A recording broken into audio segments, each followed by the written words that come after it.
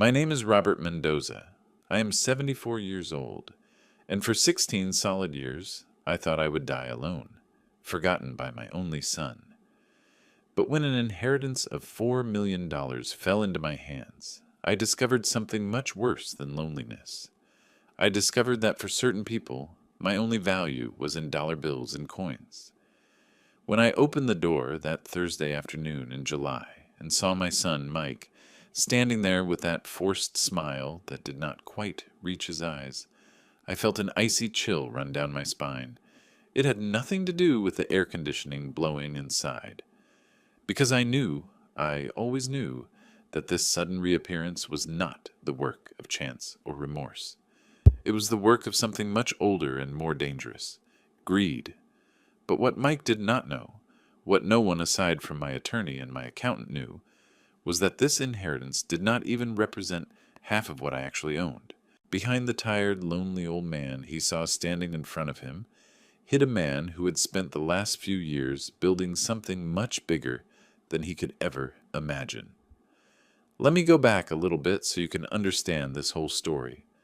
My wife, Carol, passed away 18 years ago from cancer that consumed our last months together and practically all of our savings at the time. I was 56 years old, working as a technical director at an aerospace manufacturing plant in Chicago, and Mike was barely 30 years old. He had been married to Lauren for 4 years, a woman who always looked at me as if I were a piece of old, bothersome furniture in her designer living room. During Carol's illness, Mike would drop by every now and then, quick visits, constantly checking his watch, with excuses already prepared to leave. Lauren never came, not even once. She would send vague messages about work, unavoidable commitments, anything to keep her away from her mother-in-law's suffering. At the time, I still tried to understand, to justify it. Today I know that was simply the first demonstration of who she really was. After Carol was gone, I waited. I waited for Mike to come talk, to share the grief, to be a son. He called me twice during that first month, 5-minute conversations, mechanical questions about how I was doing, uncomfortable silences when I tried to talk about his mother. On the third call, I mentioned that I was having financial difficulties because of the medical debts. The line went silent for a few seconds before he said that he was also tight on money, and that we would talk about it later. That later never came. The months turned into years. I left the spacious apartment in Oakbrook, where we had raised Mike, for a more modest and cheaper place on the south side. I sold the car, cut my expenses, and worked until my retirement at 65. Then I kept doing consulting work for old companies in the industry. Mike knew nothing about any of this. He did not call for my 60th birthday. He did not call when I reached 10 years without Carol. He did not call when I retired. He simply vanished from my life like smoke. What hurt the most was not the absence, it was the indifference. I tried to make contact a few times in the beginning. Unanswered calls, messages left unread and ignored. Once, for his birthday, I sent a gift through a delivery service. I never even received a thank you. That was when I realized that to my son, I had become an uncomfortable ghost, someone who represented a past he preferred to forget. But life has a peculiar sense of humor. 2 years ago, I received a call from a law firm in Dallas, a maternal great-uncle, my mother's brother. He had passed away in Miami with no direct descendants. I barely remembered him. I had seen the man maybe 4 times in my life during brief visits when I was a boy. But for a reason I never completely understood, he left everything to me. A stately stone house in the historic center of Austin, investments, a bank account. When the assets were liquidated and transferred after the inheritance taxes, what was left was the equivalent of $4 million. I sat in the kitchen chair of my modest South Side apartment. I looked at that bank statement and cried, not out of joy, but something much more complex. It was as if the universe had waited for me to turn 74, tired and alone, to give me what I could have used to save Carol, to build a better life, to maybe keep my son close to me. But I was no fool. I knew that money attracts people, especially the wrong kind of people. That is why I made my first major decision to speak about this with very few people. My attorney, Albert Harris, a serious man who worked in Dallas, and whom I knew from old business negotiations. My accountant, Mr. Reynolds, who handled my pension and the small income I still had. And absolutely no one else. I kept living in the same two-bedroom apartment. I kept wearing the same clothes. I kept doing my shopping at the local grocery store. To anyone who knew me, I was just another retiree living on a modest pension, spending little, existing on the margins of the big city. What no one knew was what I was doing with that money. Under Attorney Harris's advice, I began to invest smartly and diversely. I bought 3 small apartments in developing areas of Dallas and Austin, which I rented out through a real estate agency that handled everything without my name directly appearing. I invested in treasury bonds, government securities, and some stocks, always with a prudent but profitable profile. I opened an account in a digital bank, where no one would expect a man my age to have money. In 2 years, those $4 million grew into over $4.5 million, not because I was a financial genius, but because I had good advisors, and above all, because I did not need that money to live on. My pension of $1,500 a month was more than enough for my simple life. And during all that time, Mike remained absent, without a call, without a message, without a single sign that he cared whether I was dead or alive, until that afternoon in July. I was making some coffee when the doorbell rang. I was not expecting anyone. I never expected anyone. These past few years, my only visitors were the pharmacy delivery boy bringing my blood pressure medication and the building superintendent letting me know about some maintenance. When I looked through the peephole and saw Mike, my heart raced in a way that had nothing to do with joy. He was older, obviously, gray hair at his temples, a few wrinkles around his eyes, a little extra weight around his waist. He was wearing a linen shirt and dress pants, nothing too formal, but clearly expensive clothes. By his side, Lauren. She had hardly changed, or perhaps she had changed artificially in a way that kept her looking 35 when she had to be close to 50. Flawless brown hair with caramel highlights, perfect makeup, designer clothes. I opened the door slowly. Mike smiled, but it was the kind of smile you give a salesman when you want to get rid of him quickly. "Hello, Dad," he said. The way he pronounced the word dad sounded strange, like it was a term he had not used in so long that he had forgotten how it sounded naturally. "Mike," I replied, with no emotion in my voice. I looked at Lauren. Lauren. She gave me a minimal nod. That nod, that means, yes, I see you, but I would rather not be here. "Can we come in?" Mike asked, already taking a half step forward. I did not move. "What for?" He blinked, surprised by the direct question. "What do you mean, what for? I am your son. It has been a long time since we saw each other." 16 years, I interrupted him. "It has been 16 years since we last saw each other. You were not here for my 70th birthday. You were not here for Christmas. You were not here at any point during these past few years. So I will repeat the question, what for?" Lauren sighed with the air of someone who has to deal with a difficult person. Mike at least had the decency to look minimally uncomfortable. "Dad, we are not going to stand here arguing in the hallway. Let us in. I even brought a nice wine for us to share." That was when I noticed the expensive bottle he was holding, a label I recognized from having seen it in fine restaurants, the kind of wine that costs over $2,000. For a man who had not called his father in 16 years, it was an interesting investment. I opened the door and let them in, not because I wanted to, but because I needed to understand what was going on. They walked in, examining the apartment with those quick glances that evaluate and judge in seconds. Lauren wrinkled her nose slightly at the sight of the old furniture, the worn-out couch, the old television. "Always so austere in here," she commented, trying to make it sound like a compliment but failing miserably. "Yes," I answered. "Enough for a lonely old man." Mike opened the wine in the kitchen while I grabbed 3 glasses, The only crystal ones I had, inherited from the days when Carol was still alive. We sat in the small living room, them on the couch, me on the armchair across from them. The silence was long and heavy. "So," Mike started after a long sip of wine, "how have you been?"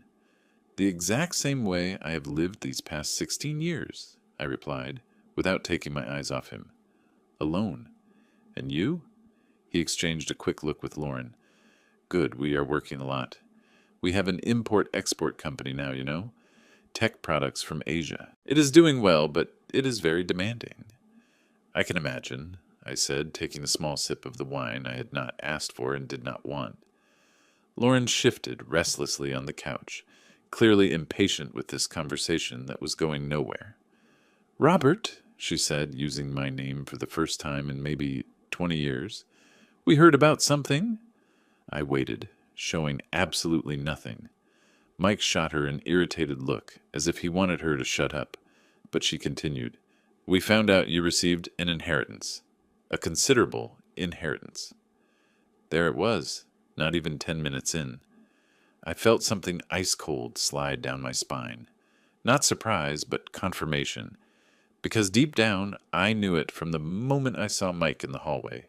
I knew exactly why he was there. "Who told you that?" My voice was calm. "That does not matter," Mike said quickly. "What matters is that we are family, Dad, and family helps each other." I almost laughed. Almost. "Family helps each other," I repeated slowly. "Where was that family when your mother was dying? Where was it when I sold everything I had to pay the hospital bills? Where has it been these past 16 years? Mike had the decency to look down, but Lauren did not. "Listen," she said with that sharp voice of hers. "The past is the past." Mike was young. He had his own life. People mature, they change. What matters is the now. "And now you need money," I said. Not as a question, but as a statement. The silence that followed was enough of an answer. "Mike," he finally sighed, "the company is having some cash flow issues. Nothing major, but we need an investment to get through this rough patch. We are talking about something temporary. With your inheritance, you could—" "No?" The word came out firm without hesitation. Mike blinked.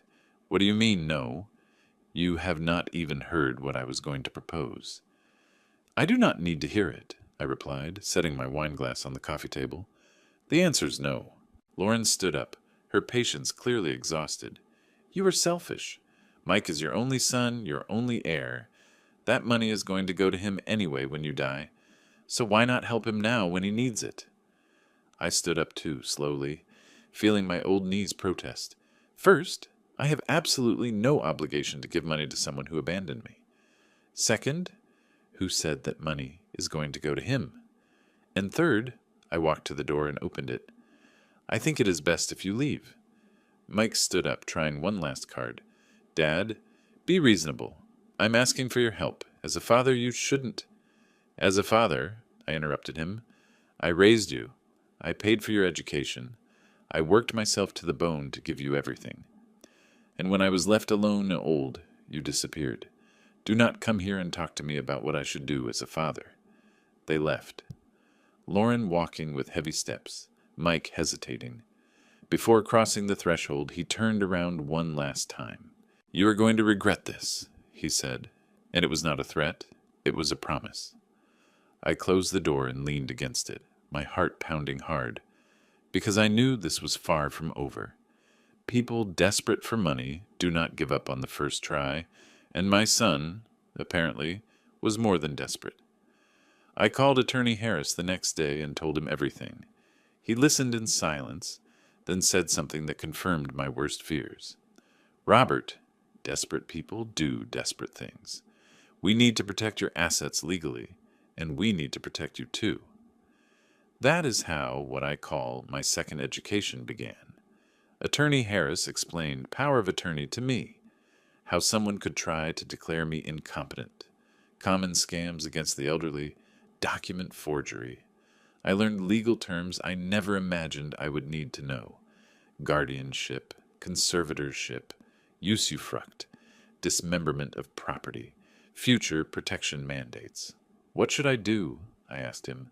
First, document everything, record conversations, and save all messages. Second, we are going to draft some preventive documents. A bulletproof will, specific powers of attorney that only you or Mr. Reynolds can use, medical certificates attesting to your mental health. And third, he paused, stay highly vigilant, very vigilant. The following weeks were relatively quiet. Mike did not call, did not visit, did not send messages, but I did not fool myself. It was the calm before the storm.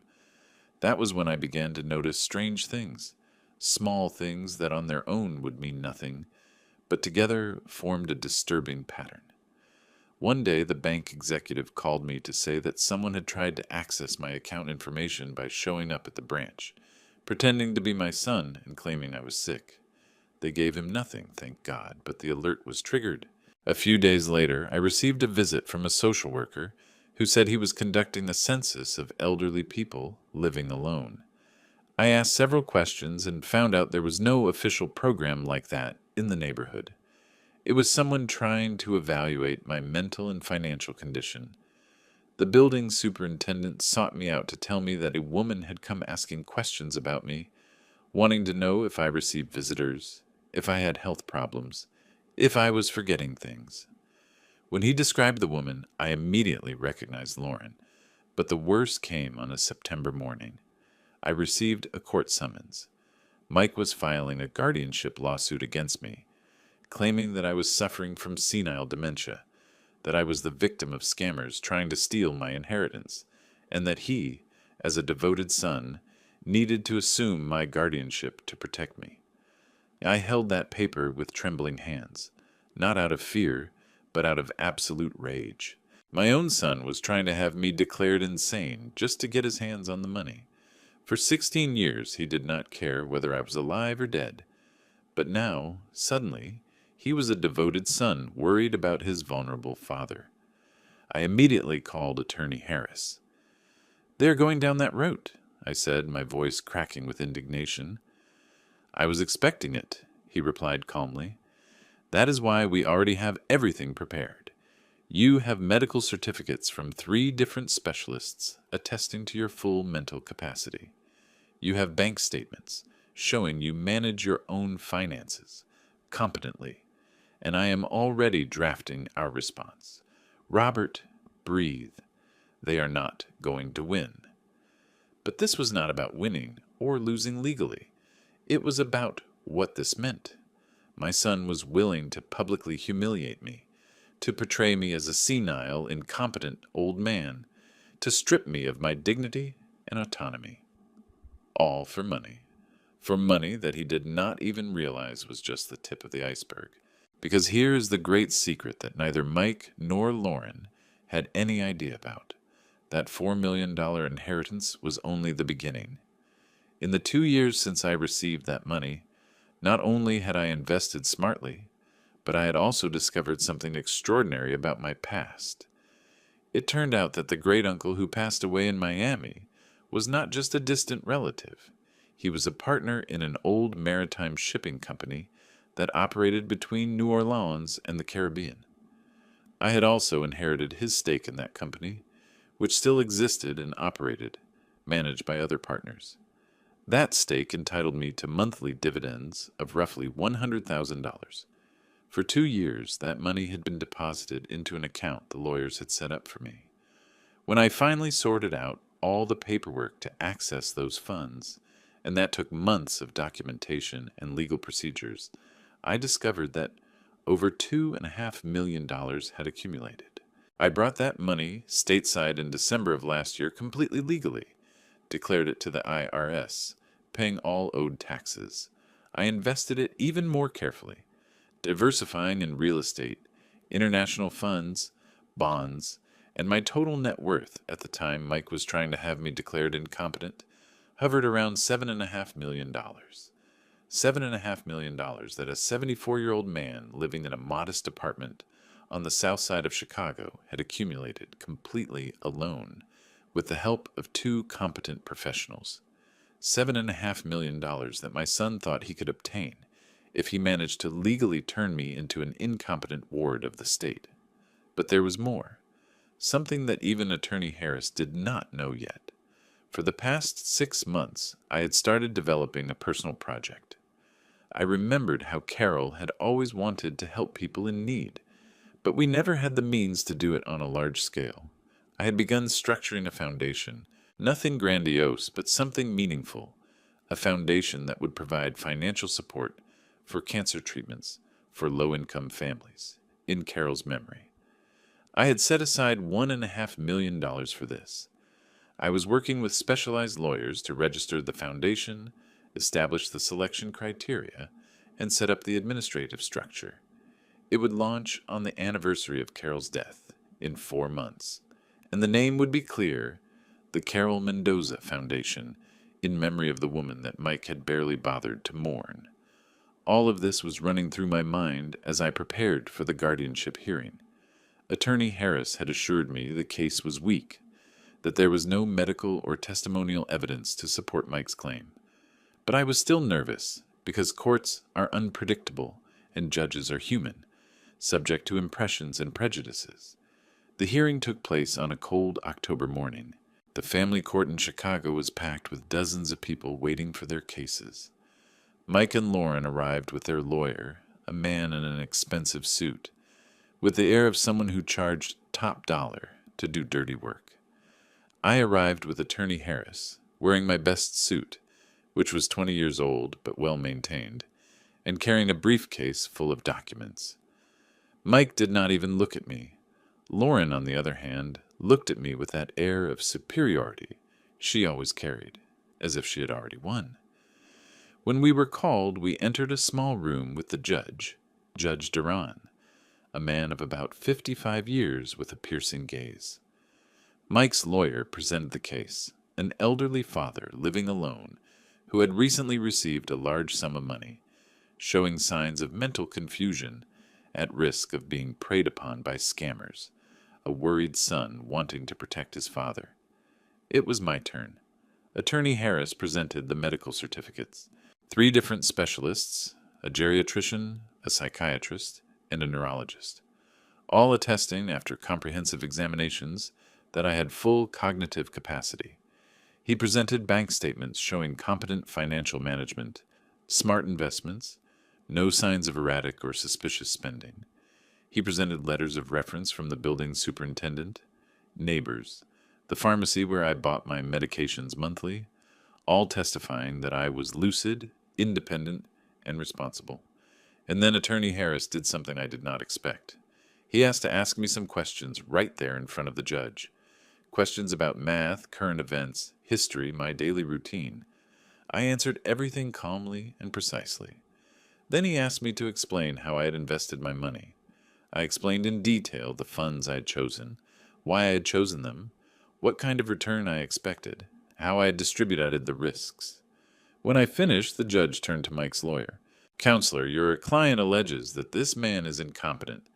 I have just listened to a breakdown of financial investments, more sophisticated than what most people half his age could manage. Where exactly is the incompetence?" The lawyer stammered something about erratic behavior, future risk, prevention. The judge was not convinced. "There is one more thing, Your Honor," Attorney Harris said. "With your permission, I would like to question the plaintiff about his relationship with his father over these past 16 years. The judge agreed, and right there, in front of everyone, Mike had to admit that he had had no contact with me for 16 years, that he did not know where I lived until recently, that he had not participated in any aspect of my life as a senior citizen. And when Attorney Harris asked when exactly Mike had started to worry about my mental incapacity, he could not answer without making it painfully clear that it was precisely when he found out about the inheritance. The judge dismissed the lawsuit on the spot. Not only did he dismiss it, he used phrases like manifestly unfounded and clear attempt at misappropriation. He stated it was evident that I possessed full capacity, and that the proceeding looked more like an attempt to gain access to an estate than a genuine concern for well-being. We walked out of the courtroom. Mike was pale. Lauren was furious. She approached me in the hallway, finger pointing. "You are a selfish old man. Mike is your son. That money should be helping him right now, not being buried by you in stupid investments." I looked at her with a calmness that surprised even me. "Lauren, if Mike wanted my help, he could have asked for it. He could have come to see me as a son, not as a creditor. But he chose to sue me, to humiliate me, to try to have me declared insane. That was his choice. We need that money," she screamed, not caring about the people stopping to stare. "Why?" I asked. "What happened to your company? Why all this sudden urgency?" Mike yanked Lauren by the arm, trying to shut her up. But it was too late. She was completely out of control.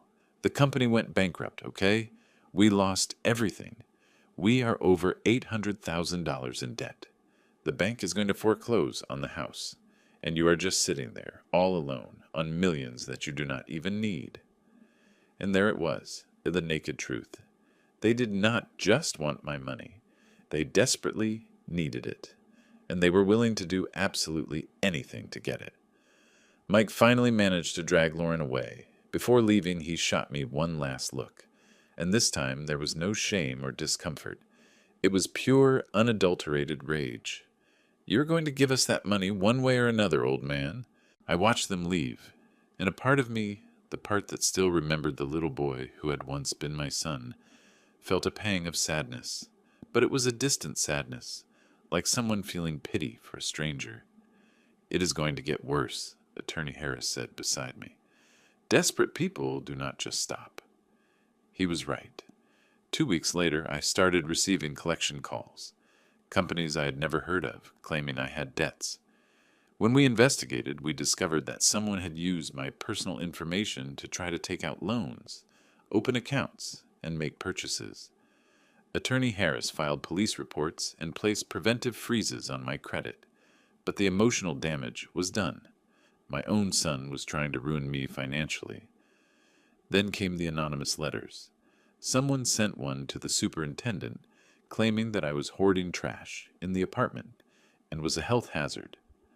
Another one went to the public health department, saying I was breeding animals in unsanitary conditions.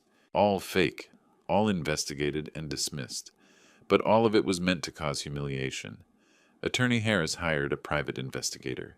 Yes, just like in the movies. And what we found shocked me. Even me, who thought that nothing coming from Mike could ever shock me again. Their company did not just have cash flow problems. It had gone completely bankrupt after it was discovered that Mike was embezzling money for online gambling. He had developed a severe online casino addiction, which had devoured not only the company's working capital, but also the couple's personal life savings. Lauren had found out 6 months ago and almost filed for divorce. The house was indeed in the process of foreclosure. He did not just owe $800,000. He owed over $1 million to various creditors, including loan sharks. Loan sharks. My son had borrowed money from violent loan sharks. But there was more. The detective discovered that Lauren was having an affair with the man who used to be Mike's business partner, the exact same person who was currently suing them for embezzlement. The level of betrayal was staggering. She was cheating on her husband with the very man who was destroying them financially. And yet, she was staying with Mike because he was her only shot at getting access to the inheritance. I sat on the couch in my modest apartment, reading that investigation report, and I felt something I did not expect. Pity. Not for Mike, but for myself, because I had raised that man, Carol and I. We had given everything so he could have a decent life, an education, opportunities, and somehow, somewhere along the line, we had created someone capable of betraying, lying, manipulating, and destroying without a single shred of remorse. But the pity did not last long, because a week later, something happened that transformed that sadness into absolute determination. It was a Monday afternoon when the superintendent knocked on my door, looking worried. 2 men had shown up at the building, claiming to be court bailiffs, saying they needed to enter my apartment to conduct a property appraisal. Suspicious, he had asked for identification, They showed papers that looked official but had glaring inconsistencies. The superintendent, an ex-cop, realized they were forged and called the police. The men fled before the patrol car arrived.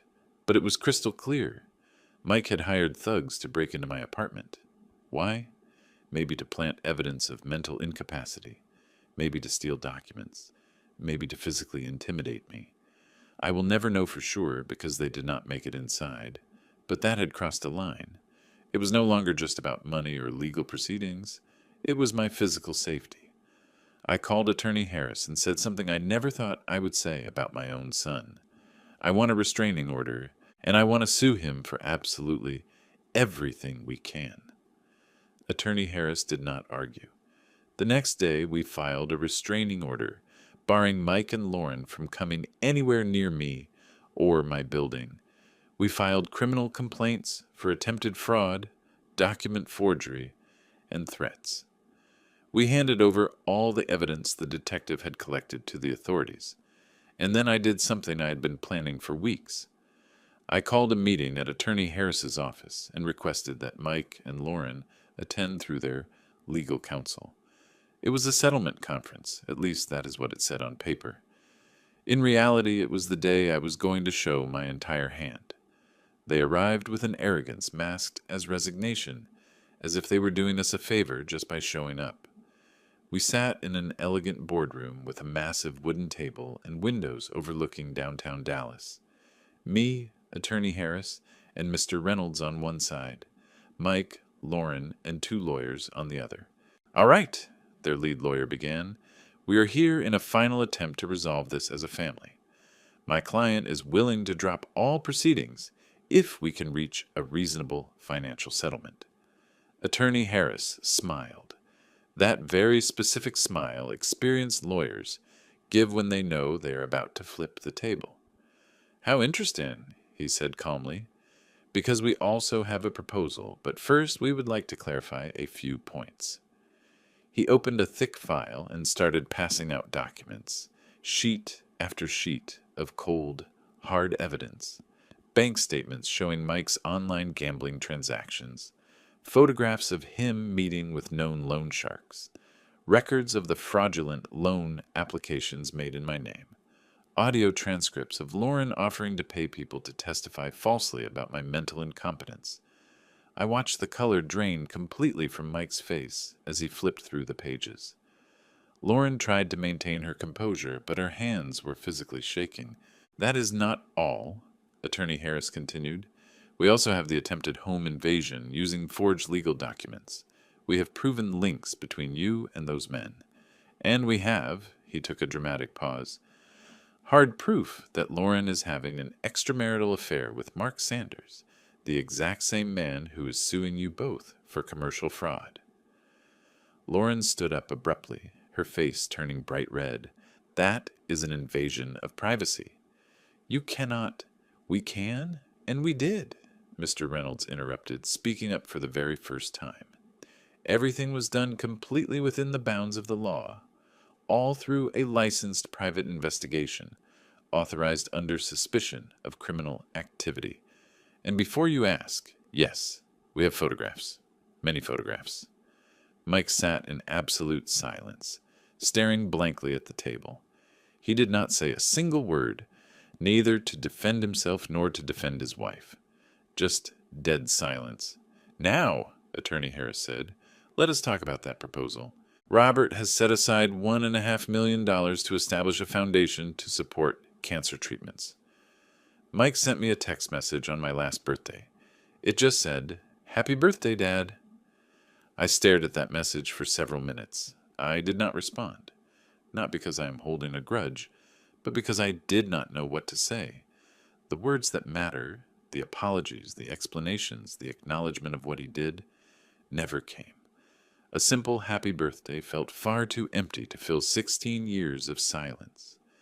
Isabel asked me if I had replied to him. "No," I told her. "Why not?" "Because if he really wanted to reconnect with me, he would come. He would knock on my door, look me in the eye, and say the words I need to hear.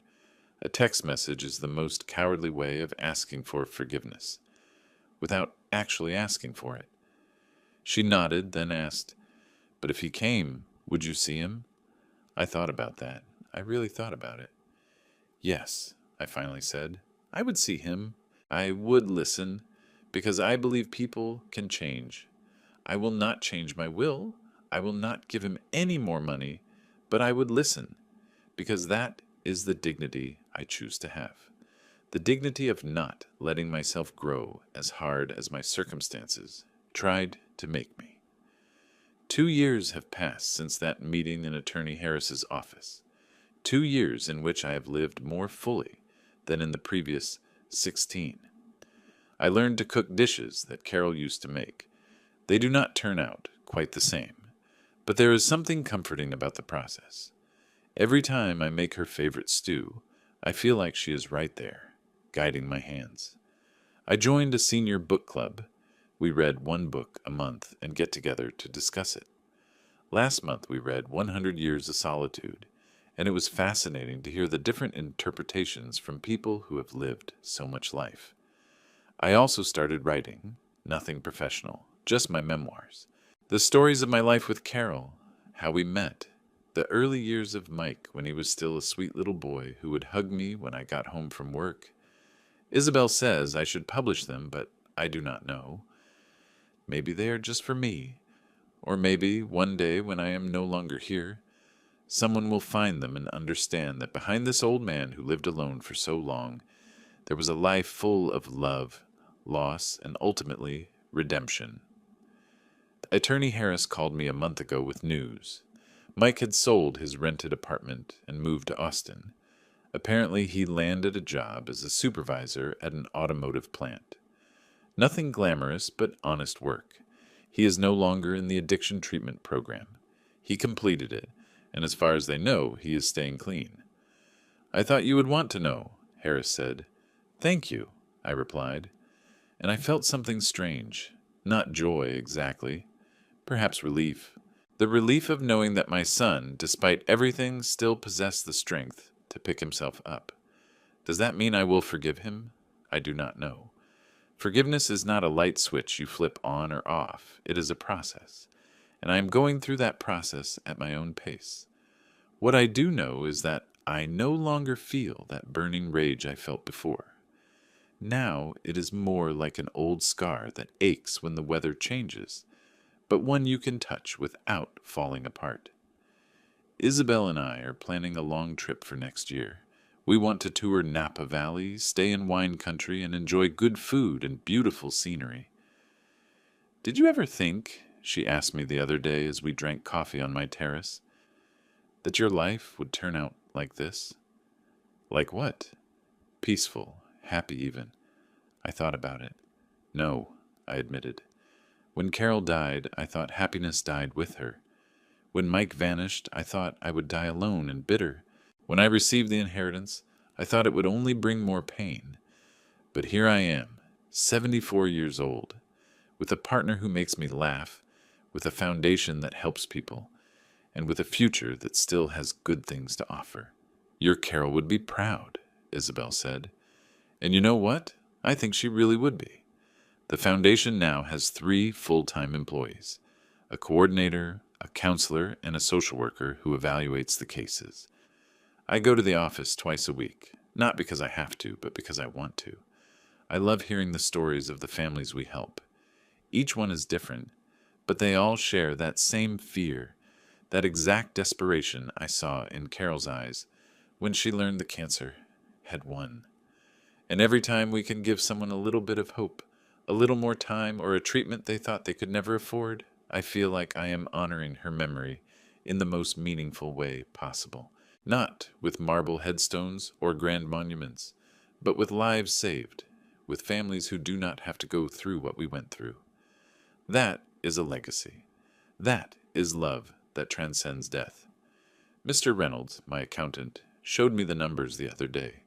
With the way we structured the investments, the foundation can operate sustainably for at least 30 years, even after I'm gone. 30 years of helping families. 30 years of Carol's name doing good in the world. And the trust fund for Mike is secured as well. Whatever happens, he will receive his $1,000. a month once I am gone. It is not wealth, but it is dignity. It is the chance to live without the desperation that led him down a dark path. Sometimes I wonder if I did the right thing, if I was too harsh or not harsh enough, if I should have given more or less. But then I remember Attorney Harris's words at that meeting. This protects the estate and protects Mike from himself. Because the truth is, if I had given him full access to $3.5 million, with his gambling addiction, he would have lost everything in months. He would have ruined his life even more completely. The trust gives him stability without giving him enough rope to hang himself. It is an act of love, even if he never sees it that way. Today, when I look back, it still hurts to think about Mike. It hurts because he could have had all of this with me. Not the money, but the companionship, the conversations, a father's final years. If he had shown up at that door after 16 years and simply said, "Dad, I am sorry. I made a mistake. Can we start over?" None of this would have happened. The money would have been his eventually anyway. But he chose to show up with his hand held out, not with an open heart. I have learned that family is not an automatic title that grants you rights over another person. It is built daily out of presence, respect, and love, demonstrated through actions, not just words. I have learned that money is just money. It does not define you, but it reveals who you truly are. Like water taking the shape of the container that holds it, money takes the shape of the character of the person who possesses it. And I have learned that it is never too late to live with dignity. The other day, Isabel and I were at the foundation office. I had gone to review some files for new applicants. One family in particular caught my attention. It was a 52-year-old construction worker diagnosed with lung cancer. He had 3 children, the eldest studying medicine and the other 2 in high school. His wife worked as a house cleaner. The treatment he needed cost $14,000. They had managed to gather $2,500 by selling their car and borrowing from relatives, but it was not enough. I read the letter his wife wrote requesting help. It was written on lined notebook paper, in neat but hesitant handwriting. It read, "My husband is a good man. He never missed a single day of work. He never raised his hand to me or our children. He always dreamed of seeing our eldest son graduate as a doctor. I do not want him to die without seeing that dream come true. Please help us." I stared at that letter for a long time. Isabel placed her hand on my shoulder. "Are you okay?" "Yes," I said. "I am just thinking about how many times Carol and I were in this exact position, begging for more time, for a chance. And now you can give others what you two did not have. I approve full financial support for that family that very same day, providing the remaining $11,500 they needed." 2 weeks later, the man's wife came to the office to thank me. She brought her 3 children with her. The eldest, the medical student, gave me a hug that nearly cracked my ribs. "Mr. Mendoza," he told me, "when I become a doctor, I am going to work 1 day a week for free at the foundation. That is my promise. You are saving my dad. I am going to help by giving back to others." That moment, right there in that small office with a young man who had not even graduated yet, promising me his future in gratitude, was when I fully understood the meaning of the word legacy. It is not what you leave behind when you die. It is what you inspire while you live. Mike will never understand this. To him, a legacy was always money, a bank account, material possessions. But a true legacy is the lives you touch, the people you help, the good you put into the world. Carol understood that. Even when we had no money, she always found ways to help. She would cook extra food for the elderly neighbor living alone. She would watch our neighbors' kids when they had to work. She would visit sick people in the hospital, even if they were strangers. "Robert," she used to tell me, "money comes and goes, but the kindness you give stays in the world forever." She was right. About so many things she was right. I have started thinking about my own mortality lately, not in a morbid way, but practically. I am 74 years old. My health is good for my age, but I am not immortal. When my time comes, I want to be ready. I have updated my will several times. Everything is organized. Attorney Harris and Mr. Reynolds have clear instructions. The Foundation has a succession plan. Mike's trust is bulletproof against any attempt to contest it. But beyond the legal documents, I have been thinking about what I want my final words to be, what I want people to remember about me. I do not want to be remembered as the rich old man whose son betrayed him. That is just one part of my story, and it is not even the most important part. I want to be remembered as the husband who deeply loved his wife until his final day, as the man who, when fate handed him resources, used them to help others, as someone who chose dignity over bitterness, forgiveness over revenge, and building up over destroying. Isabel asked me the other day what I would do if Mike appeared today, in this very moment, truly repentant.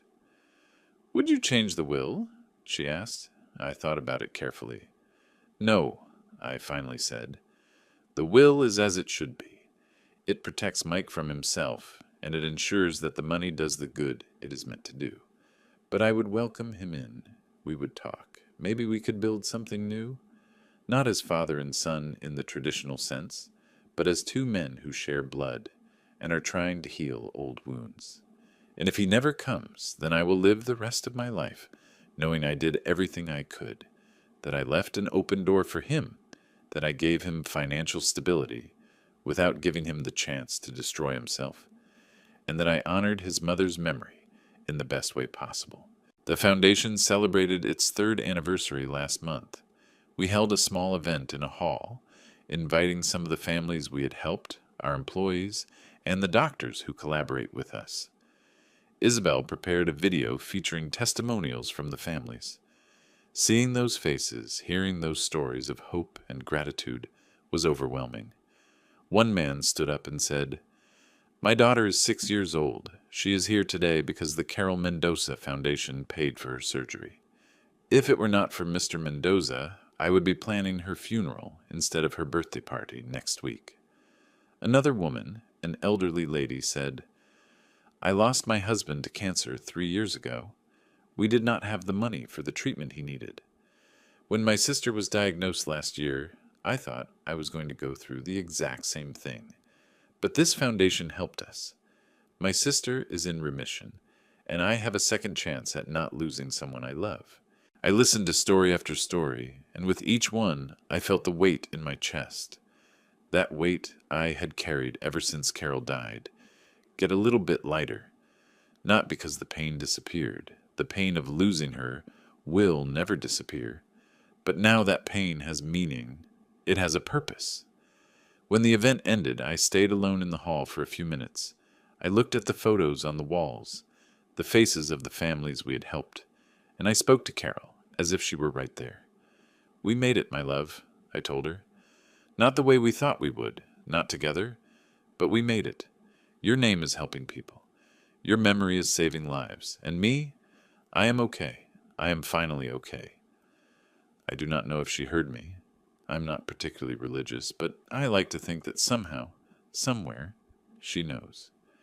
Mike is still in Austin, according to Attorney Harris's latest report. He is staying away from gambling.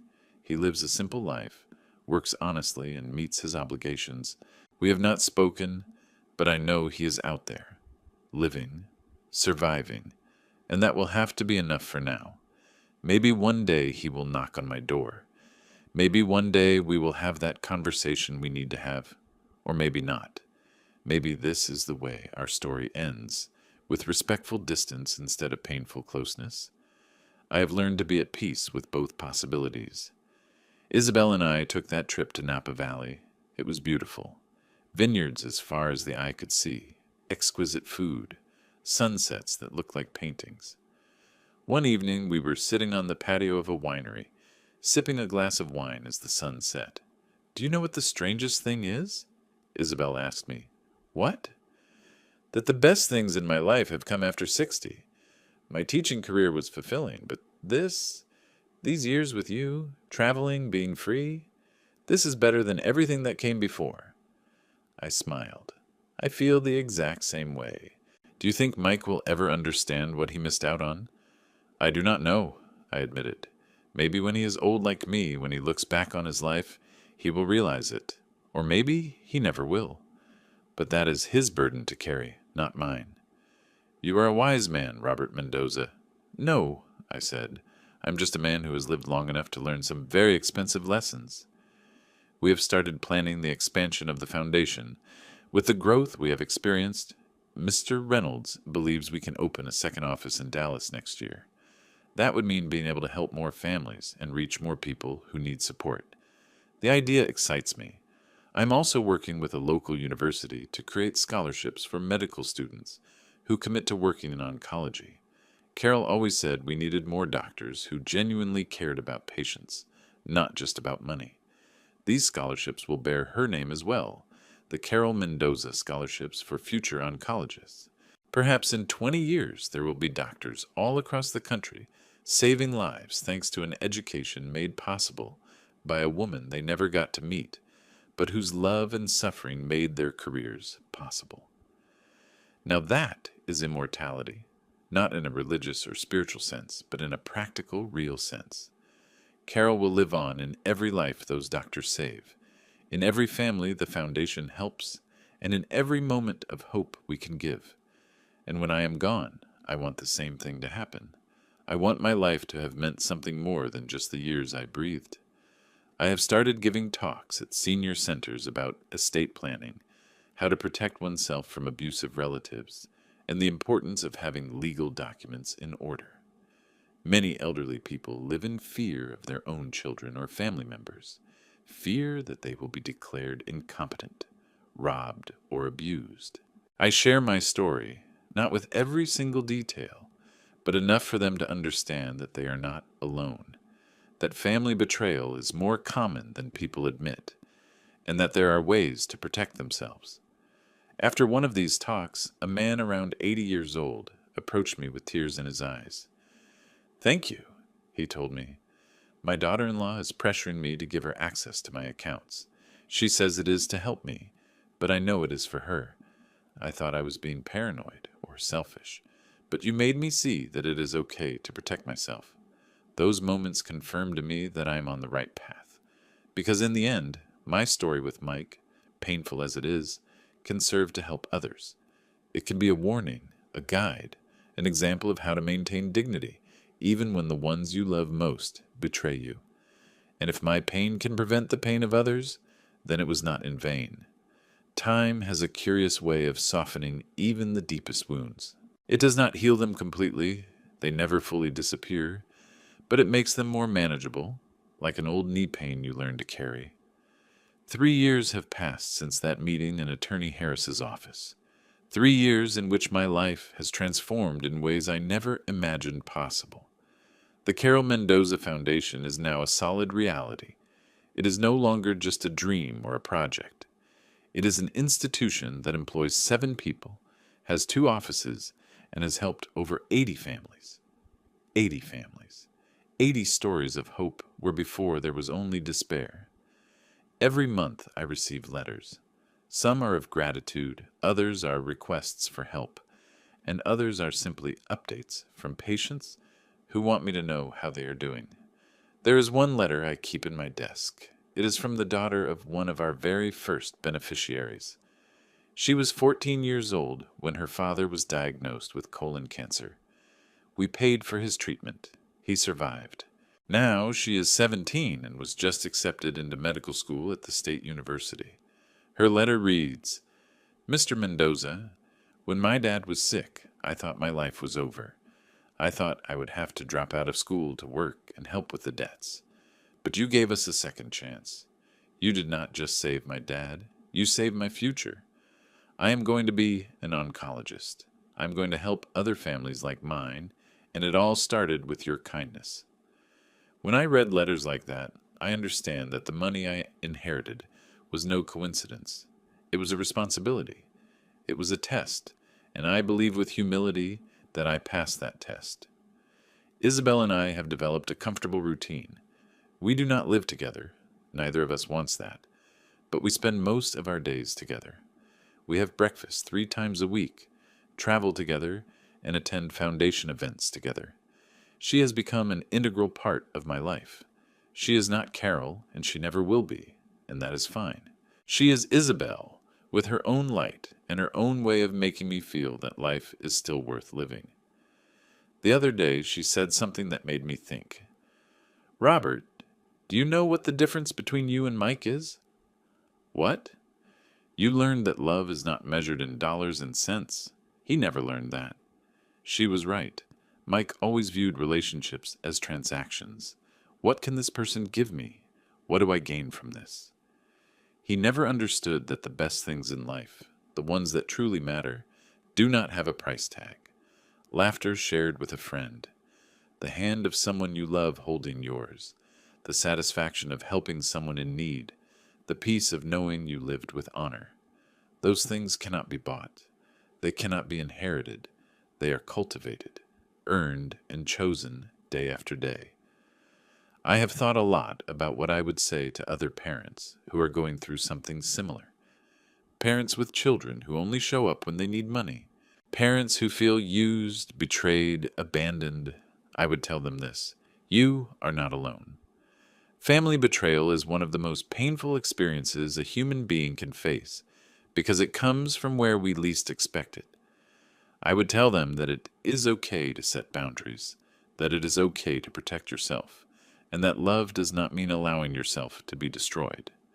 I would tell them that forgiveness is a process, not an event, and that they do not need to rush. You can forgive without forgetting and without allowing it to happen again. And I would tell them that dignity is always a choice. You can choose to respond with bitterness or with grace, with revenge or with wisdom, with a closed heart or with cautious openness. I chose dignity, and I do not regret it. Last month, Attorney Harris called me with unexpected news. "Robert, Mike requested a meeting with me. He wants to talk about the possibility of, well, having some form of contact with you." My heart stopped for a second. What exactly did he say? He said he has been in therapy, that he has worked through his issues, and that he understands what he did. He would like to, with no expectations, without asking for anything, simply speak with you once. I sat in silence, processing. "What are your thoughts?" Harris asked. "I do not know," I admitted. "Part of me has waited for this moment for 3 years. Another part of me is afraid it might be another manipulation. That is why I am calling you first. You can say no. You can set conditions. You can do whatever is best for you." I told him I would think about it. That night, I talked to Isabel about it. "What does your heart tell you?" she asked me. My heart says to give him a chance, but my head reminds me of everything that happened. "Then listen to both," she said wisely. "Give him the chance, but with protection. Meet him on neutral ground, with Attorney Harris present if you like. Listen to what he has to say, but do not feel obligated to anything." She was right. I called Harris the next day. "Tell him I agree to meet with him, but in your office, with you present, and make it clear that this changes nothing legally. The will stays as it is. The trust stays as it is. This is only to talk." "Understood. When?" "Give me 2 weeks to prepare myself mentally." Those 2 weeks were strange. I found myself remembering Mike as a young boy.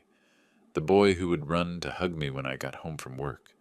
The boy who would ask me to read him bedtime stories. The boy who used to say, "When I grow up, I want to be just like you, Dad." At what point did that boy turn into the man who tried to have me declared incompetent? There were signs I did not see. Mistakes I made as a father, probably. Parenting does not come with an instruction manual. You do the best you can with what you know at the time. But I also know that at some point, Mike stopped being merely the product of my upbringing and became responsible for his own decisions. The choices he made, especially in these recent years, were entirely his own. The day of the meeting arrived. I dressed carefully, not in my best suit. I did not want it to look like an overly formal occasion, but not in casual clothes either. Something in between. something that said, "I'm here, I am taking you seriously, but I have dignity." Isabel walked me to the door of Harris's office, but she did not go inside. "I will be right here when you come out," she told me, kissing my cheek, "no matter how it goes." I went in. Mike was already there, sitting in one of the chairs in front of Harris's desk. He looked different, thinner perhaps, less arrogant. He was wearing jeans and a plain shirt, none of the expensive designer brands he used to wear. He stood up when I walked in. "Dad," he said, and there was something in his voice, a crackle, that I had never heard before. "Mike," I replied, taking a seat in the chair next to his, but leaving an empty chair between us, a physical distance that mirrored the emotional one. Harris looked at both of us. "I propose that I stay right here, but in silence, purely as an observer, unless either of you needs me to step in. How does that sound?" We both nodded. Mike took a deep breath. "I do not know where to start." "From the beginning," I said, "with the apologies you never gave, the explanations you never offered, and the acknowledgement of what you did." He rubbed his face with both hands. When he brought them down, I saw that his eyes were wet. "You were right about everything. I was a terrible son. After Mom died, all I thought about was escaping the pain. And the easiest way to escape was to cut you out of my life, because every time I looked at you, you reminded me of what I had lost." I waited. I was not going to make this easy for him. And then, when Lauren and I started having financial trouble, when my gambling addiction got out of control, all I could think about was fixing my life. When I heard about the inheritance, I thought it was the solution. I did not think of you as my father. I thought of you as a bank. Tears began streaming down his face. He made no effort to hide them. "I tried to have you declared incompetent. I hired people to intimidate you. I used your personal information to commit fraud. I was the absolute worst kind of person anyone could be. And the worst part is that I did it to my own father." He broke down completely, sobbing. "I'm so sorry, Dad. I'm so, so sorry. I do not expect you to forgive me. I do not expect anything to change. I just needed you to know that I am sorry, that I understand what I did, that there is no excuse." I watched him cry, this 46-year-old man who was once my little boy, now broken in front of me, asking for something I did not know if I could give. The silence in that office was dense. I could hear the clock ticking on the wall, the traffic outside, my own breathing. Finally, I spoke. "Mike, I appreciate that you came. I appreciate the apology, but I need you to understand something very important." He raised his head, looking at me with red eyes. "Forgiveness is not a magic eraser that wipes away the past. I cannot forget what you did. I cannot pretend it never happened. Those 16 years of silence happened. The attempt to declare me incompetent happened. Everything happened, and it has consequences." He nodded, wiping away tears with the back of his hand. "But," I continued, "I also understand that people can change, that we all deserve the chance to be better than we were. So here is what I am willing to offer you." I leaned forward.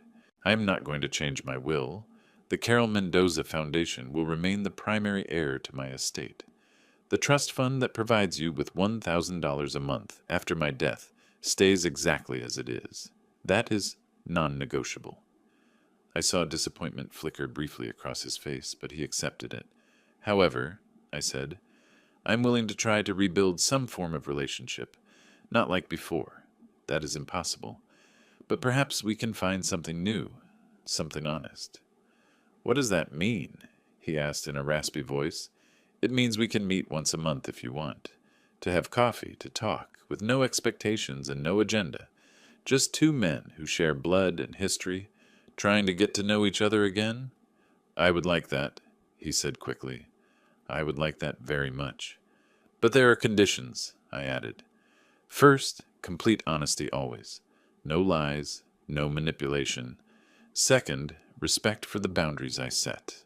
And third, understanding that this is not a transaction. I am not doing you any favors expecting something in return, and you are not coming here looking for anything other than a relationship. I accept, he said, all the conditions, whatever it takes. Attorney Harris spoke for the first time. I propose we document this, not legally but in writing, the conditions Mr. Mendoza set forth, so that both of you have complete clarity. It was a good idea. We spent the next hour talking.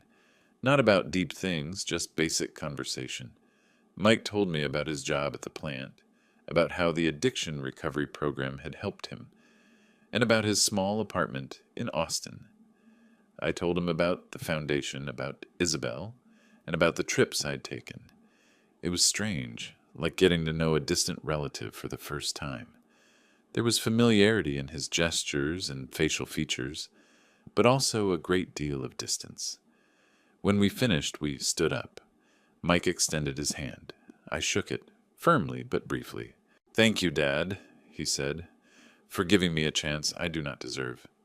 "We all deserve the chance to change," I replied. "But remember, opportunities are earned through actions, not words." I walked out of that office feeling strangely at peace. Not happy, exactly, but not sad either. Something in between. Something that felt like closure without being a definitive end. Isabel was waiting at the coffee shop next door, just as she had promised. "How was it?" she asked. "Complicated, painful, but necessary." "Are you going to see him again?" "Once a month. We are going to give it a try."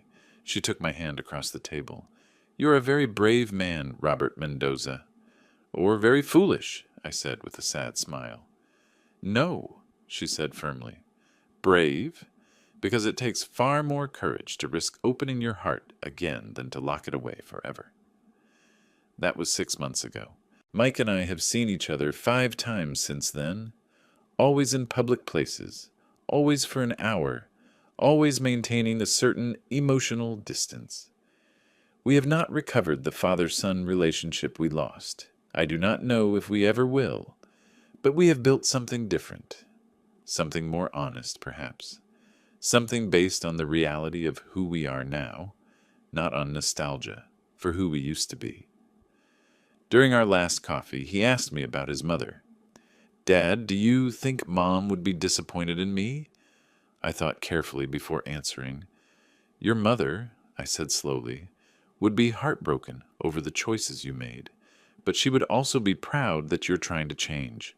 Carol believed in second chances. She believed in redemption. So yes, she would be disappointed in the past, but hopeful about your present." He nodded, his eyes wet again. "I miss her."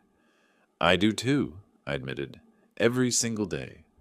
The Carol Mendoza Foundation just celebrated its 4th anniversary. We have helped 112 families, 112 lives directly impacted, and if you count family members, likely over 500 people. The Dallas office is operating at full capacity. The medical student scholarships are in their 2nd year, with 3 scholars currently studying. Last month, one of our very first beneficiaries, a man who survived prostate cancer thanks to the treatment we paid for, came into the office with a check.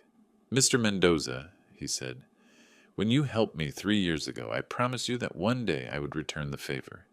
This is my first payment. I'm going to donate $50 a month to the foundation for the rest of my life." I was left speechless.